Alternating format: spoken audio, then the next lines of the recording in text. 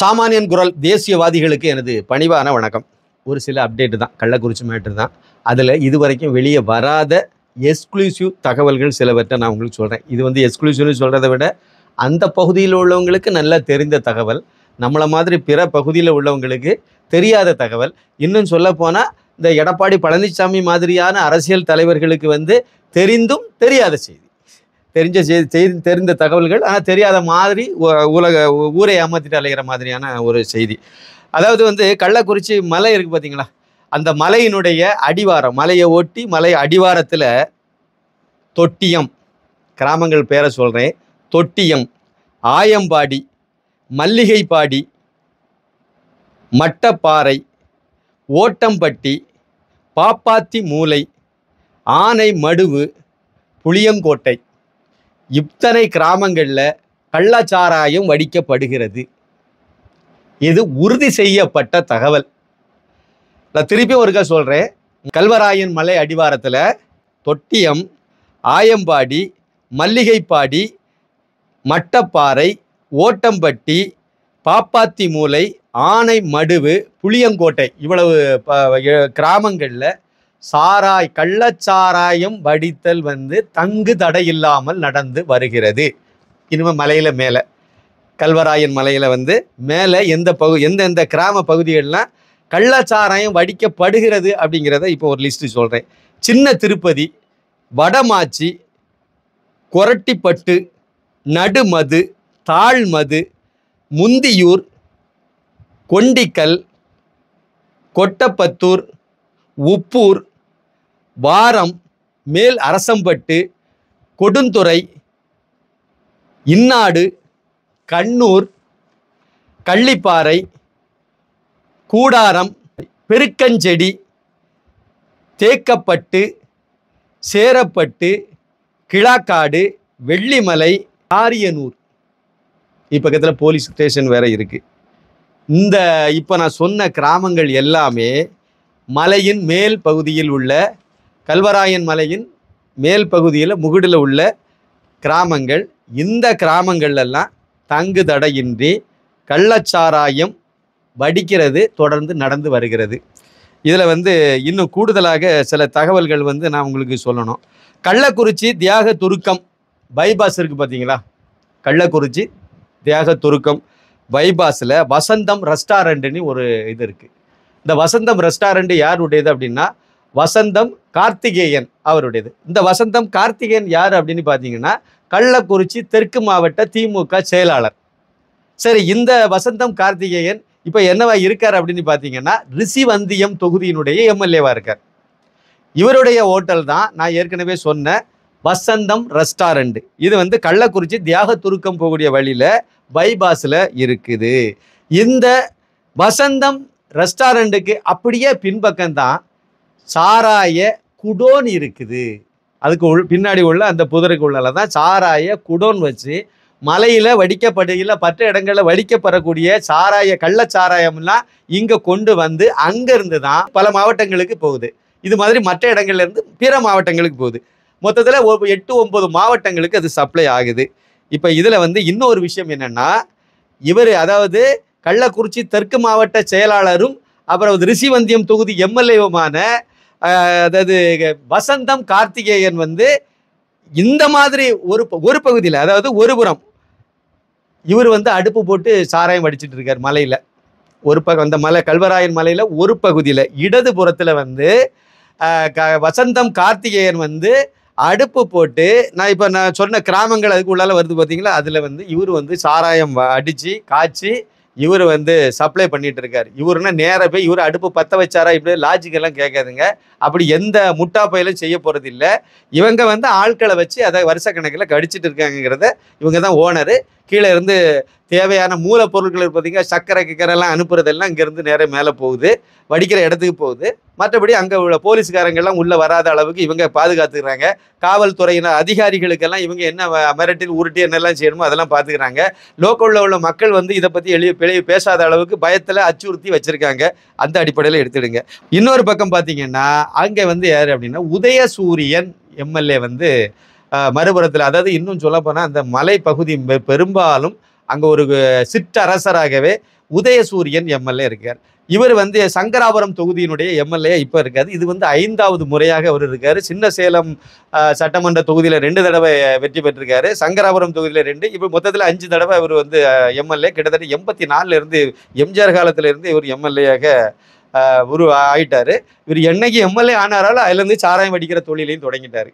அப்படி அதுல இருந்து வந்து இன்னைக்கு வரைக்கும் அந்த சாராய ஆலைகள் அதை கள்ளச்சாராய வடிக்கிறதுல கொடி கட்டி பறக்கிறது இந்த உதயசூரியன் எம்எல்ஏ. அந்த பேருக்கு ஏத்தாப்புல உதயசூரியன்கிற சின்னம் எப்படி இந்த மக்களுக்கு எந்த காலத்திலையும் நல்லது செய்யாதோ அதே மாதிரி உதயசூரியன் பேர் வச்சிருக்கவங்க கூட நல்லதே செய்ய மாட்டாங்கிறதுக்கு இந்த உதாரணத்தை நீங்க எடுத்துக்கலாம். இவர் வந்து சாதாரண ஆளு கிடையாதுங்க. இவர் வந்து நம்ம சங்கராபுரம் தொகுதி எம்எல்ஏ, பல தடவை இருந்திருக்காரு எம்எல்ஏ, அப்படியெல்லாம் இருக்க வேண்டாம். அது மட்டும் இல்லை, இவர் வந்து கள்ளக்குறிச்சி வடக்கு மாவட்ட திமுக செயலாளர். திமுக வடக்கு மாவட்ட செயலாளர் வந்து கள்ளக்குறிச்சி திமுக வடக்கு மாவட்ட செயலாளர் வந்து உதயசூரியன். கள்ளக்குறிச்சி தெற்கு மாவட்ட திமுக செயலாளர் வந்து வசந்தம் கார்த்திகேயன்.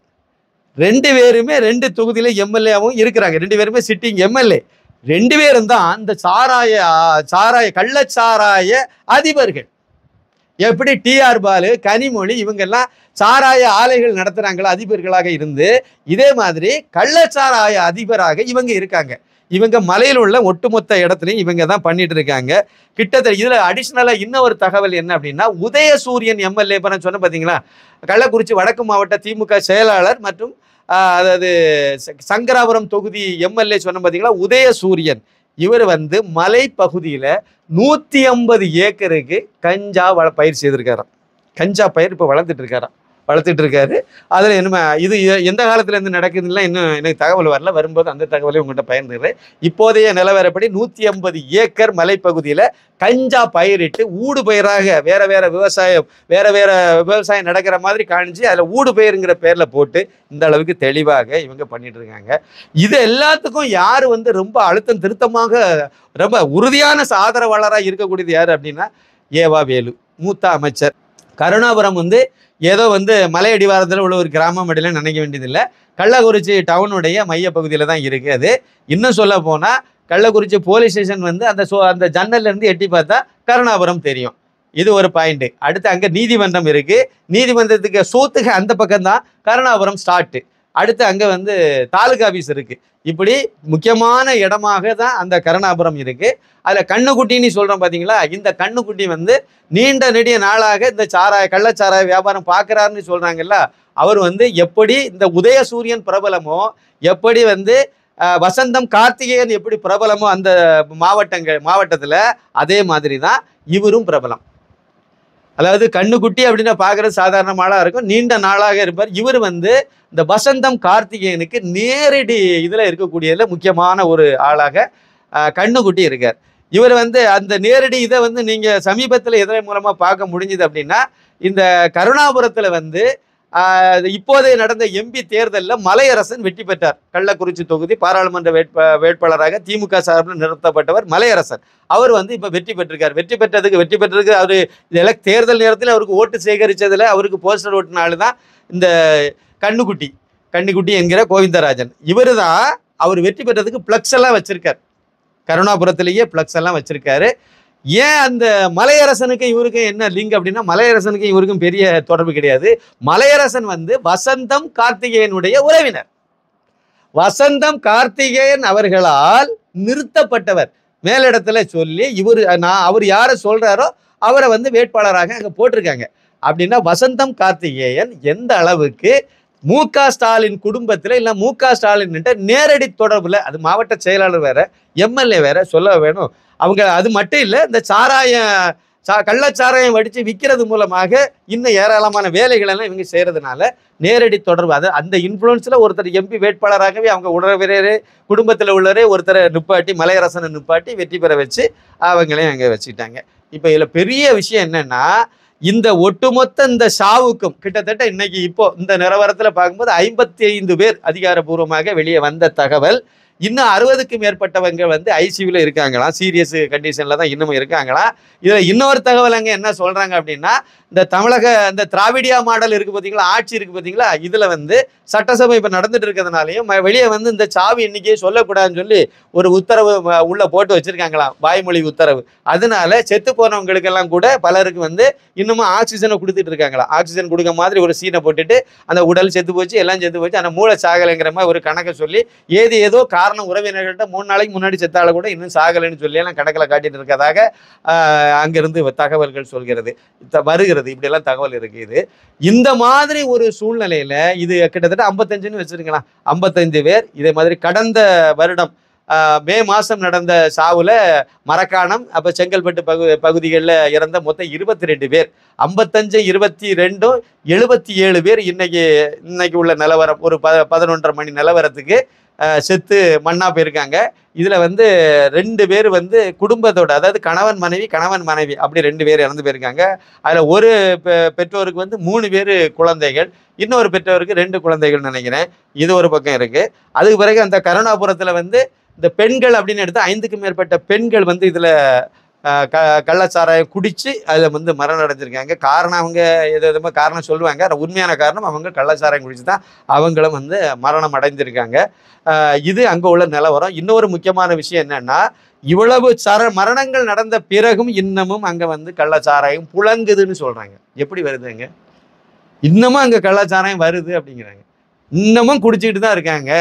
டாஸ்மார்க்கில் குடிக்கிறது நல்ல சாராயம், வெளியே பாக்கெட்டில் வாங்கி குடிக்கிறது கள்ளச்சாராயம் இன்னமும் வெளியே கிடைக்குதுன்னு சொல்கிறாங்க. இந்த அளவுக்கு தான் இந்த திராவிடியா மாடல் முதலமைச்சர் இரும்பு கரம் கொண்டு கள்ளச்சாராயத்தை ஒழிச்சுக்கிட்டு இருக்காரு அப்படிங்கிறத நம்ம இந்த இடத்துல பார்த்துக்கலாம். ஒரு தகவல் என்னன்னா, 6ஆம் வகுப்பு படிக்கக்கூடிய ஒரு பையன், 12 வயசு பையன் வந்து குடிகாரனா இருக்கானா. 12 வயசு 6ஆம் வகுப்பு படிக்கிற பையன் குடிப்பழக்கம் உள்ளவனாக இருக்கானா. இது மாதிரி இன்னும் நிறைய பேர் இருக்காங்களா. 18 வயசுக்கு கூட கீழே இறந்தவங்க லிஸ்ட்டில் கூட அவங்க இருக்காங்களாம். இதில் 6 வயசு பையன் கூட குடிக்கிறான் அப்படிங்கிறது எவ்வளவு பெரிய கொடூரம். பெண்கள் குடிக்கிறாங்க, சிறுவர்களும் குடிக்க ஆரம்பிச்சிருக்காங்க. இந்த அளவுக்கு கள்ளக்குறிச்சியில் மிகப்பெரிய அளவில் இது கொடி கட்டி பறக்கிறதுங்கிறது ஒரு பக்கம். இதில் இன்னொரு தகவலை நான் என்ன சொல்லணும் அப்படின்னா, நேற்று முதற்கொண்டு நேற்று வரைக்கும் வசந்தம் கார்த்திகேயன் வந்து அந்த ஊரில் பாதிக்கப்பட்ட இடத்துல சில ரவுடி கும்பலோட போய் அங்கே போய் அவங்களுக்கு ஆறுதல் சொல்கிற மாதிரி நேற்று போயிருக்காரு. முந்தா நாள் இந்த ஓங்கோல் இளவரசர் உதயநிதிக்காரு போனார், அவர் போகும்போது அங்கே கூடலே போயிருக்காரு. அவர் போகும்போதெல்லாம் நீங்கள் பாருங்கள், அந்த ஃபோட்டோக்கள்லாம் பழைய ஃபோட்டோ இருக்கும், எடுத்து பாருங்கள். இல்லை அவருடைய ஃபேஸ்புக் பக்கத்துலேயே போய் பாருங்கள், தேடி பாருங்கள். அதில் எல்லா இதுலையும் பார்த்தீங்கன்னா இந்த ஆள் வந்து அப்படியே ஏவாவேலுக்கு பக்கத்துலேயே நிற்பார். அதுமாதிரி மேலே செய்தி தகவலை பதிவு பண்ணியிருப்பார்ல, இப்படி போனேன் வந்தேன், இவர் இளவரசர் வந்தார் அவர் வந்தார்லாம் எழுதியிருப்பார்ல, எல்லாம் ஐயா ஏவாவேலுன்னே போட்டிருப்பாரு. ஐயான்னா என்ன அர்த்தம்னா, இவர் வந்து அவருடைய கொத்தடிமை, அதாவது அவருடைய வலதுகரம் அப்படி எடுத்துடுங்க. ஏவாவேலுக்கு வலதுகரம் வந்து வசந்தம் கார்த்திகேயன் அப்படின்னா, இடதுகரம் வந்து உதயசூரியன் எடுத்துக்கலாம். இல்லைன்னா நீங்கள் மாற்றி போடுங்க, அதான் கரெக்டாக இருக்கணும். உதயசூரியன் தான் சீனியர், அதனால் சூரியன் தான் குறுநில மன்னர்களில் சீனியர் மோஸ்ட் மன்னராக இருக்காரு. அதனால் வந்து உதயசூரியனை வந்து ஏவாவேலுடைய வலதுகரம்னு வச்சுடுங்க, வசந்தம் கார்த்திகேயனை இடதுகரம்னு வச்சுடுங்க. இந்த 2 எம்எல்ஏக்களும் தான் வந்து கள்ளச்சாராய ஆலை நடத்தக்கூடியவங்க, கள்ளச்சாராயம் காய்ச்சுபவர்களை எம்எல்ஏ ஆக்கி மாவட்ட திமுகவினுடைய மாவட்ட செயலாளர் ஆக்கிய பெருமை இந்த ஓங்கோல் வம்சாவளி முதலமைச்சர் இருக்கார ஸ்டாலின் காருவே சாரும். இந்த ஓங்கோல் குடும்பத்தை தவிர வேற யாருமே இந்த சாவுக்கு பொறுப்பேற்க முடியாது. போன வருஷம் நடந்ததும் இதே கதை தான், இந்த வருஷம் நடந்ததும் இதே கதை தான். இதெல்லாம் மூடி மறைக்கிறதுக்கு ஆந்திராவில் இருந்து வந்துச்சு, தெங்கம்புதூர்ல இருந்து வந்துச்சு. ஆந்திராவில் இன்னொரு மாநிலத்தில் தானே வந்துச்சு, வந்துச்சுங்க. இதுக்கு மூலப்பொருள் அங்கேருந்து வந்துச்சா இங்கேருந்து வந்துச்சா, அப்படியெல்லாம் வந்துச்சுன்னா நீங்கள் சிபிஐ விசாரணை நடத்துங்க. இன்னொன்று சிபிஐ விசாரணை நடத்தாமல் இல்லை எதுவுமே ஒரு சிறு துரும்பு கூட வெளியே வராது. அதாவது திமுக காரங்க வந்து அந்த சமூக விரோதிகளை எப்படி பாதுகாப்பாங்க அப்படிங்கிறதுக்கு வேற ஒரு சின்ன உதாரணம் உங்களுக்கு நான் சொல்கிறேன். நாரதர் மீடியா உங்களுக்கு நல்லா தெரியும், நமக்கு ரொம்ப நேரடியான அனுபவம். அதில் நாரதர் மீடியாவில் கடந்த 2021 சட்டமன்ற தேர்தலின் போது நாரதர் மீடியாவினுடைய அவர் அப்பப்போ ஒரு கார்டு போடுவார், ஏதாவது ஒரு போஸ்ட் கார்டு, அதாவது ஒரு செய்தியை வந்து ஒரு கார்டில் டைப் பண்ணி போடுவாங்க, எல்லா சேனல்களையும் போடுவாங்க. அதே மாதிரி தம்பி விஜய் சின்னசாமியும் வந்து நாரதர் மீடியாவில் கார்டு போட்டுட்டு அப்பப்போ ஏதாவது ஒரு செய்தியை மையப்படுத்தி போட்டுட்டு இருப்பார். இதை வந்து இந்த ஃபேக் நியூஸ் கிரியேட்டர்கள் என்ன பண்ணுவாங்கன்னா இதில் ஒரு டெம்ப்ளேட் எடுப்பாங்க. உதாரணத்துக்கு தந்தி டிவி, இல்லைனா புதிய தலைமுறை, இல்லைனா இன்னும் ஒரு நியூஸ் 18 அப்படி ஒரு கார்டு வருதுன்னா அந்த கார்டை எடுத்துருவாங்க. எடுத்து ஃபோட்டோஷாப்பில் வச்சு அந்த கண்டென்ட்டை மட்டும் அதே ஃபாண்ட்டை செலக்ட் பண்ணி வச்சு அதே மாதிரியான எழுத்துல டைப் பண்ணி அப்படியே போஸ்ட் பண்ணி விட்டுருவாங்க. இது வந்து அந்த குறிப்பிட்ட சேனல்ல இருந்து போட்ட மாதிரி வெளியே தெரியும். ஆனால் கடைசியில் வந்து அந்த சேனல்காரங்க இது ஃபேக்கு, இது எங்கே உண்மை இல்லை அப்படின்னு சொல்லி அவங்க வந்து அதுக்கு பிறகு மறுப்பு போட்டு எடுப்பாங்க. இது இந்த ஃபேக் நியூஸ் கிரியேட்டர்கள் வந்து அந்த மில் வந்து இந்த இதெல்லாம் வேலையை நல்லா கச்சிதமாக செய்யும். இதே மாதிரி வந்து நாரதர் மீடியாவினுடைய அந்த இதில் வந்து ஒரு ஃபேக் நியூஸ் வந்துட்டு அந்த டெம்ப்ளேட்டை எடுத்து, அதாவது அதனுடைய டெம்ப்ளேட் மீன்ஸ் அந்த அதில் உள்ள ஒரு போஸ்ட் கார்டை எடுத்து அந்த கார்டில் உள்ள அந்த கண்டென்ட்டை வந்து டெலீட் பண்ணிட்டு ஃபோட்டோஷாப்பில் வச்சு அதில் வேற ஒரு கண்டென்ட்டை டைப் பண்ணி அனுப்பிட்டாங்க. இது என்ன கண்டென்ட்டை போட்டிருந்தாங்கன்னா, அப்போது சட்டத்துறை அமைச்சராக இருந்த CV சண்முகம் அவர்கள் வந்து சொன்னதாக ஒரு தகவல். அது என்ன தகவல் அப்படின்னா, வன்னியருக்கு 10% இடஒதுக்கீடு கொடுத்தது தொடர்பாக பேசிய CV சண்முகம் அவர்கள் வந்து இந்த முக்குலத்தோருக்கு வந்து இது கொடுக்க வேண்டிய அவசியம் இல்லை, அவங்க எது கொடுக்கணும், இந்த மாதிரியான ஒரு கண்டென்ட். அது முக்குலத்தோருக்கு எதிரான கண்டென்ட் அப்படி எடுத்துருங்க. முக்குலத்தோருக்கு எதிராக இவர் பேசுனதாக ஒரு கண்டென்ட்டை அதில் ஒரு வாசகத்தை அதில் டைப் பண்ணி அதை வந்து அதில் பரப்ப விட்டுட்டாங்க. விட்ட உடனே இது வந்து CV சண்முகம் கவனத்துக்கு போயிட்டு, CV சண்முகத்துக்கு இந்த விஷயம் நல்லா தெரியும். அதனால இப்போ இதை கேட்டாருன்னா அவருக்கு இது புரியும். அந்த இது வந்து அவருக்கு கவனத்துக்கு இது போன உடனே ஒரு அமைச்சராக இருந்து அவர் சொல்லாத ஒரு விஷயத்த நாரதர் மீடியாக்காரன் இதை பண்ணியிருக்கான், உடனே அவன் மேல் நடவடிக்கை எடுக்குன்னு சொல்லி போலீஸ் துறைக்கு உத்தரவிட்டார். போலீஸ் வந்து விசாரணை நடத்தும் போது தம்பி விஜய் சின்னசாமி பக்கத்தில் ஒரு கம்ப்யூட்டரை வச்சு உட்கார்ந்துருப்பாரு. அது ஒரு ப்ராஜெக்ட் வேலை, அதில் அவர் உட்கார்ந்துருப்பாரு. நான் வந்து அவருக்கு பக்கத்து டேபிளில் தான் சேரில் தான் உட்கார்ந்துருந்து நான் கண்டென்ட் ரைட்டர், இவர் வந்து வீடியோ எடிட்டர். அந்த சமயத்தில் அந்த 2021 அது ஒரு ப்ராஜெக்ட் பிற சொல்கிறேன் அதை பற்றி. அப்போ இந்த இதில் இருக்கும்போது வந்து இந்த இதில் இன்னொருத்தரும் உண்டு, நண்பரும் உண்டு. இந்த 3 பேரும் தான் மொத்தமே அதில் அந்த அலுவலகத்தில் வேலை பார்த்துட்டு இருக்கும் போது நடந்த ஒரு விஷயம் இது. உடனே இப்போ வந்து விஜய் சின்னசாமியை கூப்பிட்டாச்சு, அப்படியே தூண்டில் போட்டு அப்படியே போலீஸ் கீழ்பாக்கத்துல இருந்து கூப்பிட்டு போலீஸ் ஸ்டேஷனுக்கு கொண்டு போயாச்சு. விஜய் சின்னசாமி கூட அந்த இன்னொரு நண்பர், அவருக்கு பேரை சொன்னால் வருத்தப்பட்டு வாய்ப்பு இருக்குது, அதனால் வந்து தெரில, அதனால் வந்து அவருக்கு பேர் இப்போதைக்கு வேண்டாம். நேரே வந்து 2 பேர்த்தையும் கூட்டிகிட்டு போயாச்சு. அவங்க அங்கே போகும்போது என்கிட்ட சொல்லிட்டு போனாங்க, இந்த மாதிரி கூடுறாங்க, ஏதோ ஒரு மொபைல் சம்பந்தமாக, ஒரு மொபைல் வந்து ஏதோ திருட்டு மொபைல் ஏதோ இவங்க தம்பி யாரோ வாங்கின ஏதோ ஒரு கதையை சொல்லி இவங்க அங்கே வரவழைச்சாங்க போலீஸ்காரங்க. இவங்களும் அங்கே போயிட்டாங்க. அங்கே போய் போலீஸ் ஸ்டேஷனில் உட்கார்ந்த பிறகு அப்புறம் தான் விஷயம் என்னன்னு தெரியுது அப்படின்னா, இவங்க வந்து நாரதர் மீடியாவில் இருந்து ஃபேக் இந்த CV சண்முகம் சொல்லாத ஒரு செய்தியை நீங்கள் போட்டிருக்கீங்க, இதுதான் வந்து அந்த ஒரிஜினலாக கம்ப்ளைண்ட் இதுதான். உடனே அதனால அவர் என்ன பண்ணாரு, நேரே கூட்டிகிட்டு வந்தார். இதை வந்து எங்கே வந்து இவர் இந்த போஸ்டர்லாம் போட்டுட்டு இருந்தாருன்னா என் பக்கத்தில் இருக்க கம்ப்யூட்டரில் இருந்தால் அதையும் டைம் கிடைக்கும் போது அதையும் போட்டுட்டு இருந்தார் வீடியோ. அப்புறம் வந்து இந்த மாதிரி இது அதில் நான் என்னுடைய இன்டர்வியூலாம் நிறைய போட்டிருப்பார், வீடியோலாம் நிறைய வந்திருக்கும் அப்போவே நாரதர் மீடியாவில். அப்போ வந்து அவர் வந்து நேரே போலீஸ்காரங்கெல்லாம் நேரே வந்து நான் அவர் பயன்படுத்தின அந்த கம்ப்யூட்டரை ஓப்பன் பண்ணி கையில் கொடுத்துட்டார். கொடுத்த உடனே போலீஸ்காரங்க அதை ஓப்பன் பண்ணி இவர் அந்த எந்த ஃபோல்டரில் வழக்கமாக வந்து இந்த மாதிரி வீடியோக்கள்லாம் எல்லாம் சேவ் பண்ணி வச்சுருப்பாரு. அதே மாதிரி வந்து இந்த டெம்ப்ளேட் கிரியேட் பண்ணி, அதாவது இந்த போஸ்ட் கார்டு யூஸ் பண்ணும்போது அதெல்லாம் வச்சுருப்பாங்கல்ல, அதெல்லாம் எடுத்து பார்த்தாச்சு. அங்கே பார்த்தா இது மாதிரி ஒரு இதுவே இல்லை. அப்போ வந்து தம்பி விஜய் சின்னசாமி வந்து ஒரு விஷயத்த சொன்னார், போலீஸ்காரங்கிட்ட சொல்லியிருந்தார். என்ன சொன்னார்னா, விசாரணை அதிகாரிகள்கிட்ட சொன்னார். என்ன சொன்னார்னா, நான் வந்து நாரதர் மீடியாவில் உள்ள ஒரு டெம்ப்ளேட் வருது அப்படின்னா அதில் வந்து நாரதர் மீடியா லோகோ மட்டும் இல்லைங்க, வாட்டர் மார்க் ஒன்று இருக்கும். நாரதர் மீடியான்னு ஒரு வாட்டர் மார்க்கில் ஒரு லோகோ உள்ளே இருக்கும். அது இல்லாமல் எந்த கார்டு நான் இது வரைக்கும் போட்டதே இல்லை, செக் பண்ணுங்க அப்படின்றார். போலீஸுக்காரங்க செக் பண்ணி பார்த்தாங்க. ஆமாம், நீங்கள் உங்களுடைய இதில் வந்து இவருடைய நாரதர் மீடியாவிலே அந்த கார்டு இல்லை, அப்போ நாரதர் மீடியாவில் போடலைங்கிறது அது உறுதி ஆயிட்டு. அவர் போட்டு டெலிட் பண்ணாலும் அதில் காட்டி கொடுத்தோன்னா அந்த இதில் அது போடவே இல்லைங்கிறது உறுதி ஆயிட்டு. அப்புறம் அந்த வாட்டர் மார்க் இவர் சொன்ன உடனே அவங்க கையில் இருந்த அந்த இதை எடுத்து பரப்பி விட்டாங்கல்ல, அதை எடுத்து பார்க்கும்போது அதில் வாட்டர் மார்க் இல்லை. ஆனால் வாட்டர் மார்க் இவர் போட்டார்னா வாட்டர் மார்க் இருக்கும். இதை வந்து கரெக்டான இந்த பாயிண்ட் லாஜிக் படி சொன்ன உடனே அவங்க கண்டுபிடிச்சிட்டாங்க, போலீஸ் அதிகாரிகள் கண்டுபிடிச்சாச்சு, இது நாரதர் மீடியாவில் இது போடலைங்கிறது உறுதியாயிடுச்சு. அப்போ இது யார்கிட்ட எங்கே வந்ததுங்கிறது அப்புறம் வந்து சைபர் கிரைம் மூலமாக அதை தேடும்போது சைதாப்பேட்டையிலிருந்து அது பரப்பப்பட்டதுங்கிறத கண்டுபிடிச்சிட்டாங்க. சைதாப்பேட்டையில் யார் பண்ணானா திமுக காரன் பண்ணான்னு உறுதியாயிட்டு. பெரிய விஷயம் தான். சைதாப்பேட்டையில் திமுக காரங்க தான் ஒரு ஆபீஸ் வச்சு அலுவலகம் வச்சு அங்கேருந்து இதை பரப்பியிருக்காங்க அப்படிங்கிற உண்மையை போலீஸ்காரங்க கண்டுபிடிச்சிட்டாங்க கீழ்ப்பாக்கத்தில். இதை கண்டுபிடிச்ச உடனே இப்போ அங்கே அந்த யார் இதை பரப்புனா கரெக்டாக அந்த இதை லாக் பண்ணி எடுத்துட்டாங்க. எடுத்து இப்போ அந்த சம்மந்தப்பட்டவனை கூப்பிட்டுட்டு 2 பேரோ 3 பேரையோ கூட்டிட்டு போலீஸ் ஸ்டேஷனில் கொண்டு உட்கார வச்ச உடனே 18 பேர். மா சுப்பிரமணியன் இன்னைக்கு ஒரு அமைச்சராக இருக்கார் பார்த்தீங்களா, சுகாதாரத்துறை அமைச்சர். இந்த அமைச்சருடைய ஏற்பாட்டில் 18 பேர் லாயர் அந்த போலீஸ் ஸ்டேஷனில் நின்றுட்டு அடுத்த ஆட்சி எங்கள் ஆட்சி தான். இப்போ நீங்கள் அவ்வளோ வரையும் விடுங்க, விடலைன்னா நடக்கிறது வேறு. அடுத்து நாங்கள் தான் வெற்றி பெற போகிறோம், நாங்கள் தான் அடுத்த ஆட்சி எங்கள் ஆட்சி தான் சொல்லி இவங்க ஆட்சியில் இல்லாத நேரத்திலேயே மிரட்டி அப்படியே கூட்டிகிட்டு போயிட்டாங்க. எந்த வழக்கும் பதிவு செய்யப்படலை. உண்மையிலே குற்றவாளியார் திமுக காரன்.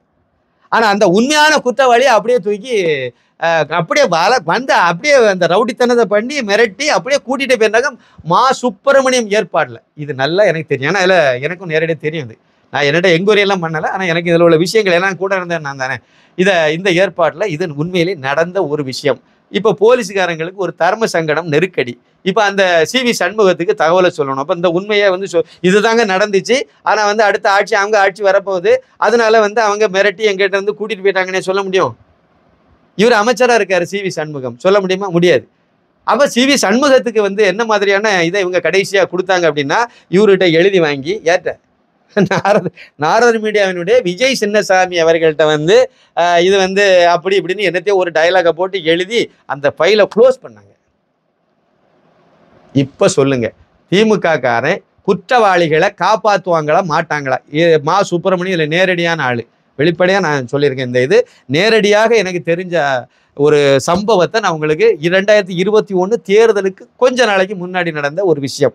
தேர்தல் பரப்புரையெல்லாம் ஆரம்பிக்கலை, அதுக்கெல்லாம் முன்னாடி நடந்த சமயத்தை, அதாவது இந்த 10.5 இடஒதுக்கீடு எடப்பாடி பழனிசாமி வன்னியர்களுக்கு கொடுத்து இதெல்லாம் பண்ணார்ல, அதை தொடர்ந்து நடந்த சம்பவம் இது.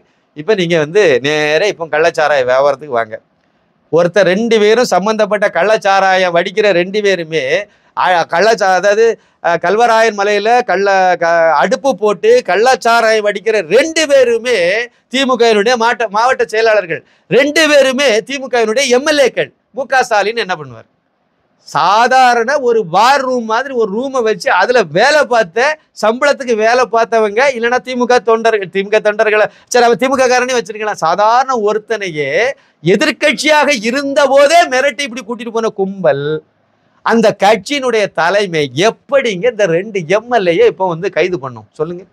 இவங்க தான் சாராய கள்ளச்சாராய, நான் பட்டியலே வாசித்து விட்டேன், இவ்வளவு கிராமங்களில் இருக்கு. இவர் 150 ஏக்கருக்கு மேலே கஞ்சா செடி பயிர் வளர்த்துட்டு இருக்காருன்னு சொல்லிட்டேன். இப்போ லேட்டஸ்ட் தகவல் என்ன தெரியுமா? அந்த சாராய வடிப்பெல்லாம் இருக்குல்ல, அது லீவ் விட்டு வச்சிருக்காங்களாம். ஒரு காரணம் சட்டசபை நடக்குதான், அதனால லீவா. இப்போ இந்த பிரச்சனை பெருசாகி போச்சு, அதனால அந்த பிரச்சனை சட்டசபையில் மறுபடி வேற மாதிரியெல்லாம் வந்துடக்கூடாதுங்கிறனால அதுக்கு லீவ் விட்டு இப்போ வச்சிருக்காங்களா.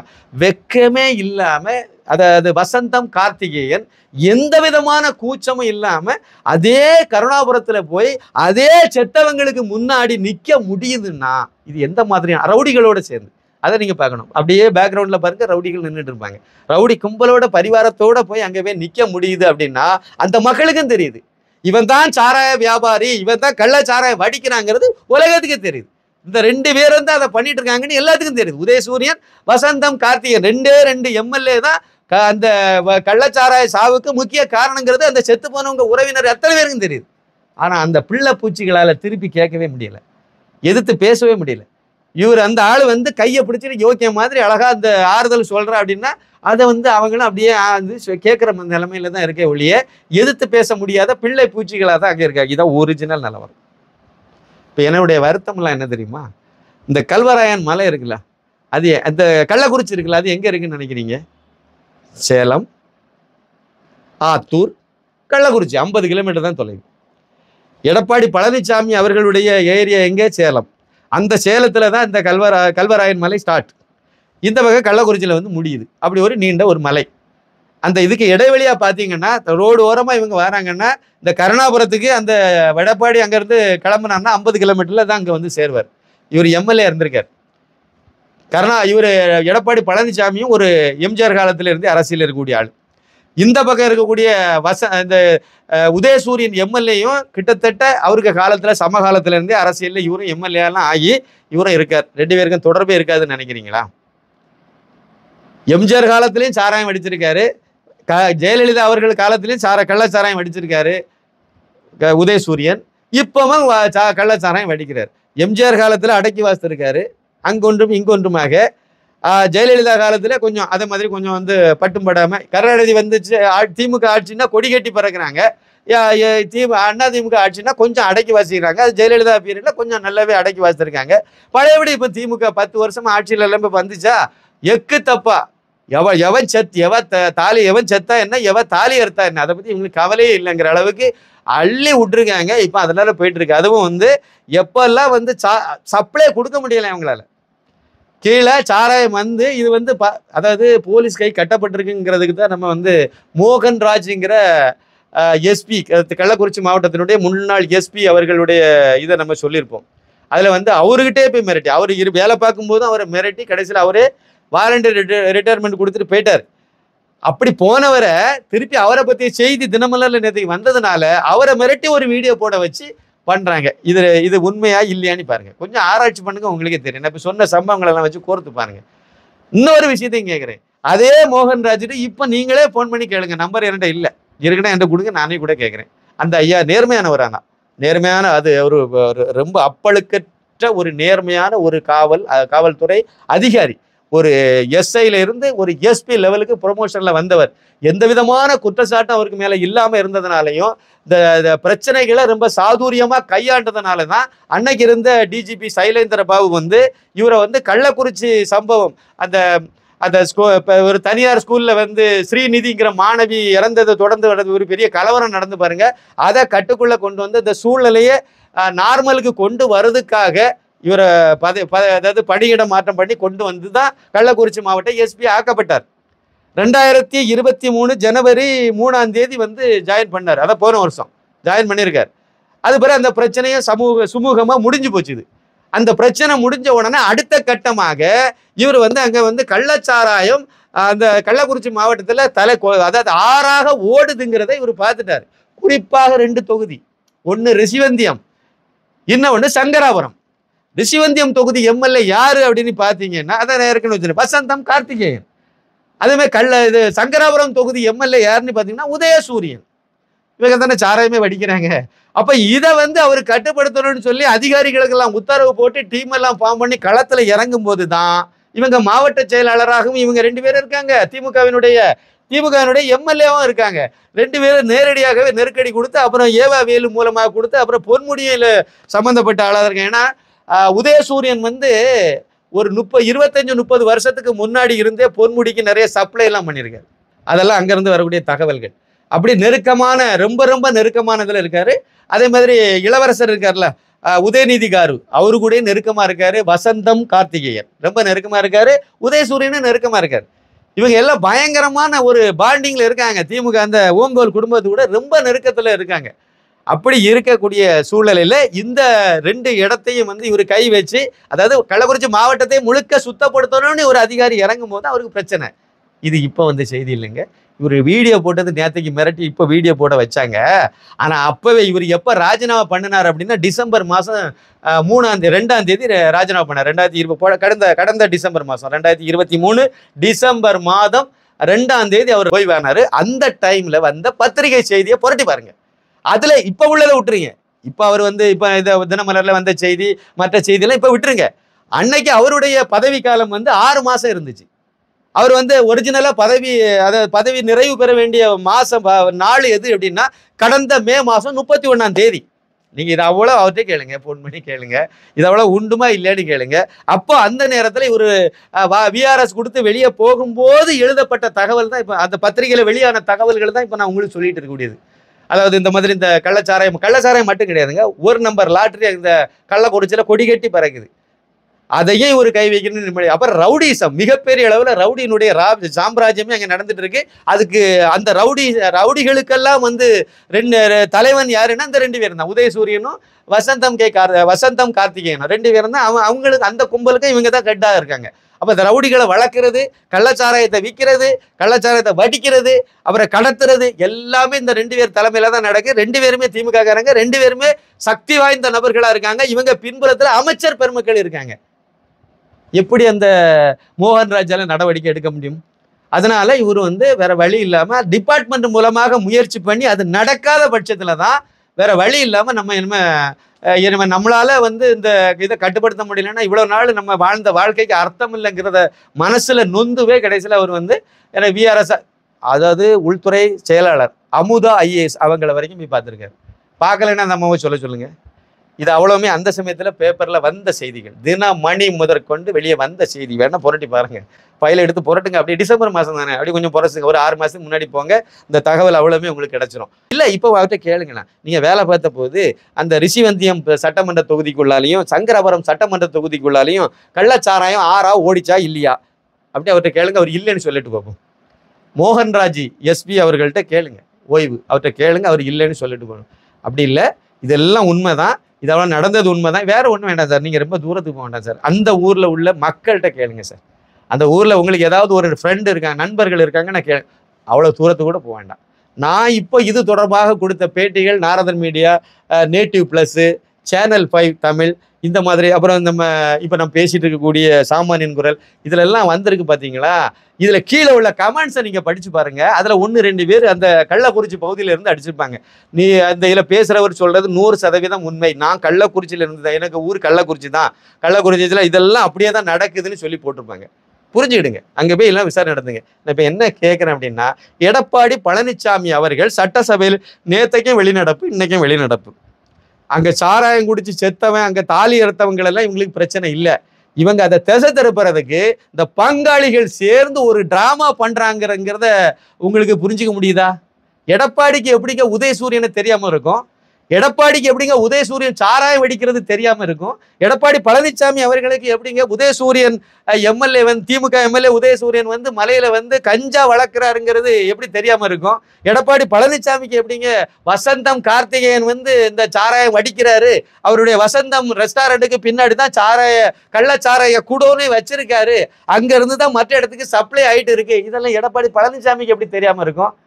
அவருக்கு ஒரு அறிக்கையிலே சொல்லியிருப்பார். அந்த மலையரசன், அதாவது வசந்தம் கார்த்திகேயனுடைய உறவினர் மலையரசனுடைய, அவர் இப்ப கடந்த தேர்தலில் எம்பியாக தேர்ந்தெடுக்கப்பட்ட உடனே அவருக்கு வாழ்த்து தெரிவித்து இந்த கள்ளச்சாராய வித்ததில் கைதான அந்த கோவிந்தராஜன் அங்க பிளக்ஸ் வச்சாருன்னு அவர் ஏற்கனவே சொல்லியிருக்காரு, பாயிண்ட் அவுட் பண்ணியிருக்காரு. அப்படின்னா அந்த வசந்தம் கார்த்திகேயன் யாரு, அவன் என்ன, அந்த ஆளு என்ன வேலை பார்த்துட்டு இருக்காரு, கள்ளச்சாராயம் வடிக்கிறாரா இல்லையா, இது எப்படி தெரியாது? எடப்பாடி பழனிசாமிக்கு எப்படி தெரியாது? தெரியாதுன்னு எப்படி சொல்றீங்க? அவர் ஒரு முன்னாள் முதலமைச்சர், 4 வருஷம் முதலமைச்சராக இருந்திருக்காரு. பக்கத்தூருக்காரர் இன்னும் சொல்ல போனா அவர் சேலம் பகுதியில் இருக்காரு, இவங்க கள்ளக்குறிச்சியில் இருக்க 50 கிலோமீட்டர் தான் டிஸ்டன்ஸ். எப்படி தெரியாதுன்னு சொல்ல முடியும்? தெரியும். அப்போ இது ஒரு டிராமா பண்றாங்க. அதாவது எப்படி இந்த இவருக்கு மு.க. ஸ்டாலின் காரு இவங்களுக்கெல்லாம் பங்காளிகள் அப்படின்னு சொன்னாங்களோ, அந்த பங்காளிகள்ங்கிறத கச்சிதமாக செய்றாங்க.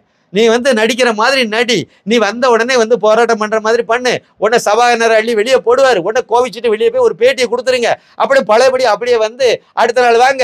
அதே மாதிரி இதை பத்தி இந்த உதயசூரியன் பேரையும் வெளியே சொல்லாத, வசந்தம் கார்த்திகேயன் பேரையும் வெளியே சொல்லாதுங்க, அந்த மலையில கஞ்சா வளர்க்குறதையும் வெளியே சொல்லாதுங்க, கள்ளச்சாராயம் வடிக்கிறதையும் வெளியே சொல்லாதுங்க. இந்த உண்மையான காரணத்தை வெளியே சொல்லி அதை பண்ணுனா அந்த 2 பேரும் மாட்டிக்குவாங்க, அந்த 2 பேரையும் காப்பாற்றப்படணும். அதுமே மெத்தனால் கீர்த்தனால் வேற வேற கதை சொல்லுவாங்க. நீங்க அப்படியே வளைச்சு அந்த கள்ளக்குறிச்சி இப்போ ஒரு தனிநபர் கமிஷன் போட்டிருக்காங்க, மு.க. ஸ்டாலின் கார் போட்டிருக்காரு. அவர் எங்க விசாரணை நடத்திட்டு இருக்காரு? ஆஸ்பத்திரியில போய் கள்ளச்சாராயம் குடிச்சவன்கிட்ட போய் விசாரணை நடத்திட்டு இருக்காரு. அவங்க குடும்பத்துக்கார அவங்ககிட்டே நடத்தணும், தேவைதான், உண்மைதான். ஆனா அவனுக்கு எங்க இருந்து வந்துச்சு? அங்க இருந்து வந்ததுல வேற எங்கெல்லாம் போச்சுது? இதெல்லாம் அவங்களுக்கு தெரியாம இருக்குன்னு நினைக்கிறீங்களா? அங்க லோக்கல்ல விசாரிச்சாலே கண்டுபிடிச்சிடலாமே, அங்க விசாரணை நடத்தலாலே தெரிஞ்சிருக்குமே. அப்ப என்ன நோக்கம் அப்படின்னா, ஒரு கமிஷன், ஒரு சிபிசிஐடி விசாரணை, இதெல்லாம் வச்சு இந்த அவ்வளவத்தையும் இப்ப நான் சொன்ன பாத்தீங்கன்னா மொத்தத்தையும் இழுத்து மூடி ஒரு பெரிய சமுக்காலம் போட்டு, இல்லைன்னா ஒரு பெரிய காங்கிரீட் போட்டு அப்படியே வச்சிடணும். அது அப்படியே இருக்கும். நீங்க சிபிஎஸ் விசாரணை கொடுத்தீங்கன்னா இதெல்லாம் வெளியே வந்துடும். நான் என்னுடைய வருத்தம் என்னன்னா, எடப்பாடி பழனிசாமிக்கு இதுல உள்ள எல்லா விஷயமும் அத்துப்படி தானே தெரியும்ல. அந்த 2 பேர் தாங்க சூத்திரதாரிங்கிறத வெளியே சொல்றதுக்கு இவருக்கு என்ன தயக்கம்?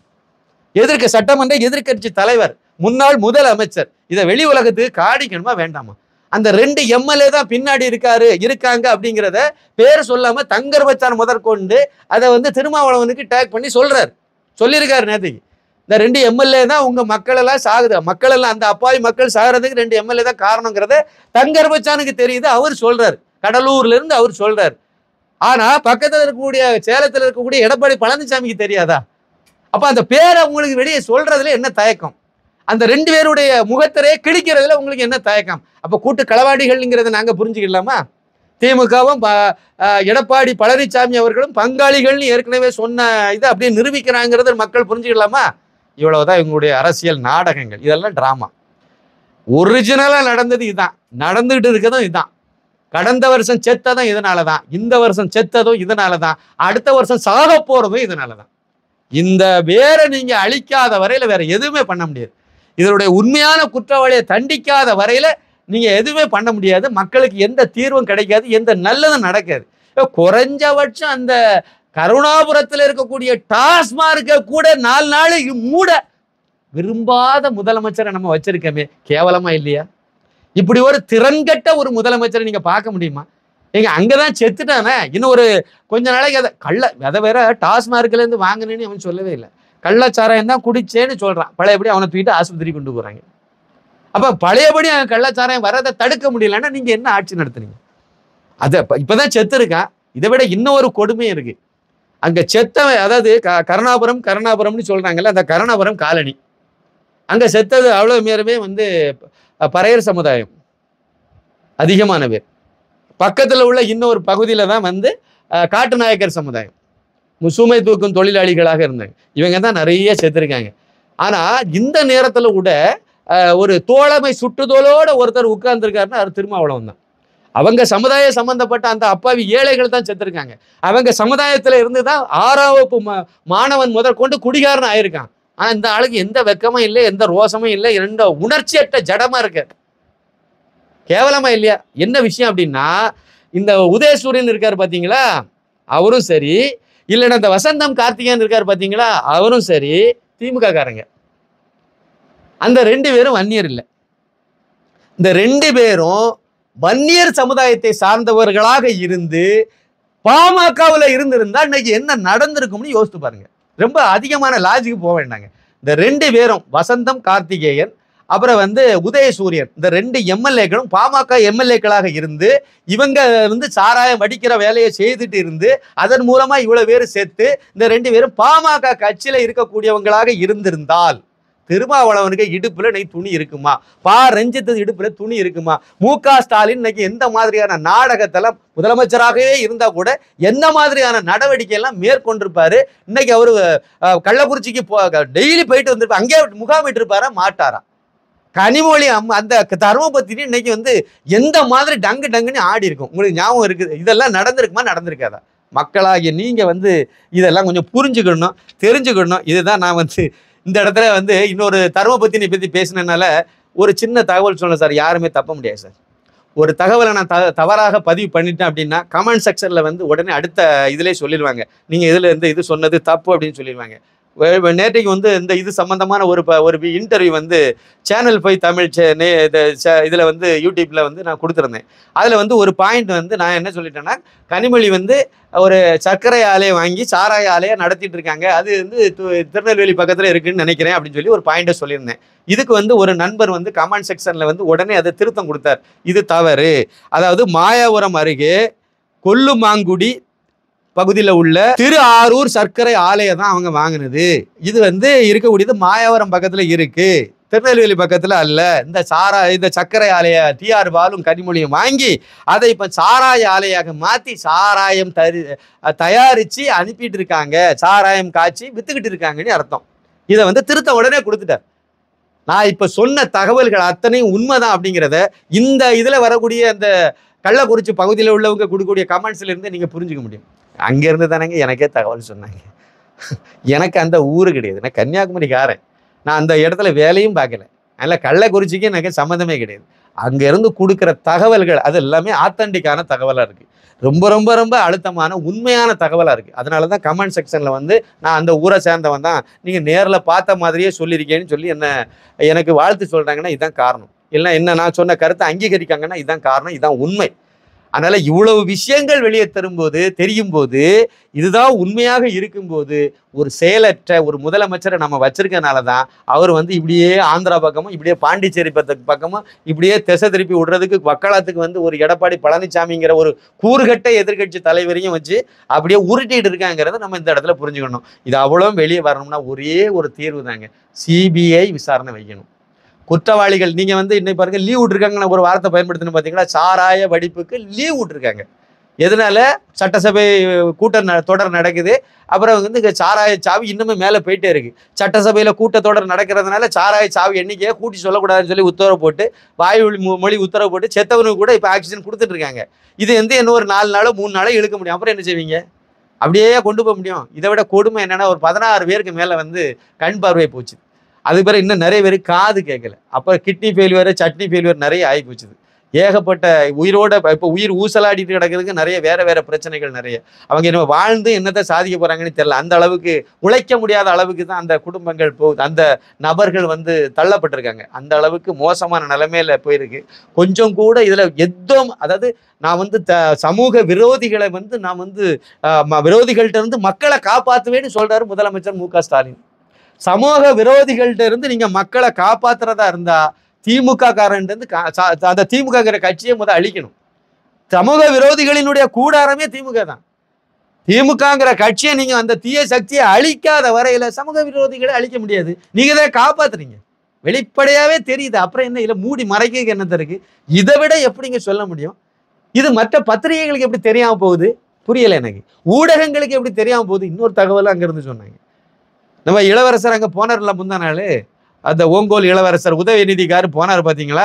அவர் சங்கராபுரம் காலனிக்கு உள்ளே போயிட்டார். போய் டக்குன்னு ஏதோ 2 பேருக்கு இதெல்லாம் கொடுத்துட்டாரு. ஆனால் அதுக்கு பக்கத்தில் இந்த காட்டுநாயக்கர் சமுதாயத்திலேருந்து இறந்தாங்க பார்த்தீங்களா, அதுக்குள்ளே நுழைய முடியல. அது என்ட்ரன்ஸை போகும்போதே அங்கேருந்து பயங்கரமாக கத்த ஆரம்பிச்சிட்டாங்களாம். கத்த ஆரம்பிச்சோன்னா உள்ளே போனால் அசிங்கப்பட்டு போயிருன்னு சொல்லிட்டு அப்படியே டைவெர்ட் பண்ணிட்டு போயிட்டாங்க. இது கூட எந்த வீடியோலையும் வரலங்க. அங்கே லோக்கலில் விசாரிங்க சொல்கிறாங்க இந்த கதையை, இந்த விஷயத்த அவங்க சொல்கிறாங்க.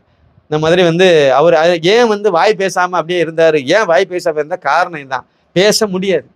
நீங்கள் தான் கொன்னீங்கிறது அந்த மக்களுக்கு நல்லாவே தெரியுது.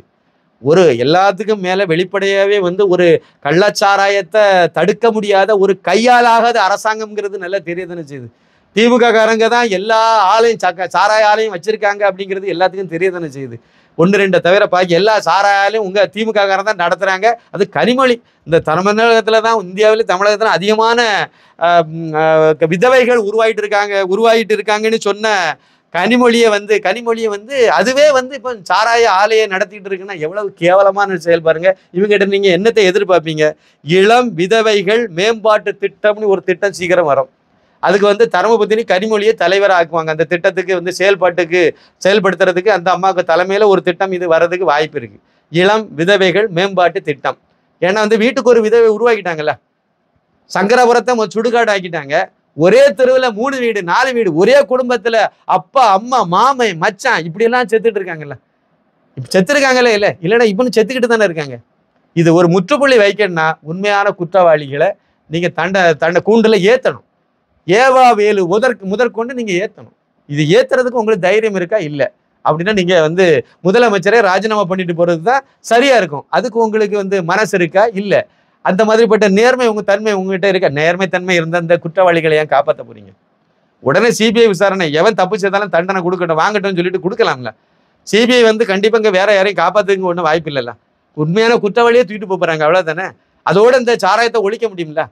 அப்போ நீங்கள் வந்து கல்வராயன் மலையில் கள்ளச்சாராயம் அடிக்கிறத இந்த திராவிடியா ஆட்சி இருக்கிறது வரைக்கும் கட்டுப்படுத்தவே மாட்டாங்க, அதை தடுக்கவும் மாட்டாங்கிறத நம்ம முடிவாக புரிஞ்சுக்கலாம்.